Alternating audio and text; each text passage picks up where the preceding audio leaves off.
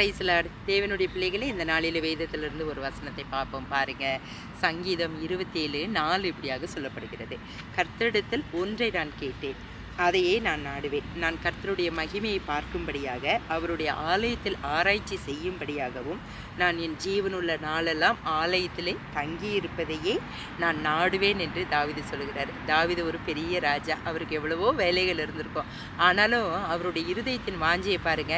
ஒன்றே ஒன்று தான் ஆண்டவரே நான் கேட்குறேன். இந்த உலகத்தில் இருக்கிற பொக்கிஷத்தை அவர் கேட்கல, உலகத்தில் இருக்கிற ஆசீர்வாதத்தை அவர் கேட்கல, இல்லை நான் அவர் ஜெயிக்கணும் இவரை ஜெயிக்கணும் அப்படிங்கிறத கேட்கல. அவர் ஒன்றே ஒன்று தான், ஆண்டவரே நான் உங்கள் ஆலயத்தில் உங்கள் பக்கத்தில் அங்கே நான் இருந்து நீங்கள் யார் என்பதை நான் தெரிந்து கொள்ளணும் அப்படின்னு சொல்லி ஒரே ஒரு ஜெபத்தை தான் நாடுறார்.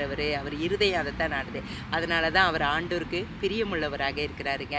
இந்த நாளில் நீங்களும் ஆண்டவருடைய சமூகத்தை நாடுங்க. இவைகளெல்லாம் கூட கூட்டி கொடுக்கப்படும் என்று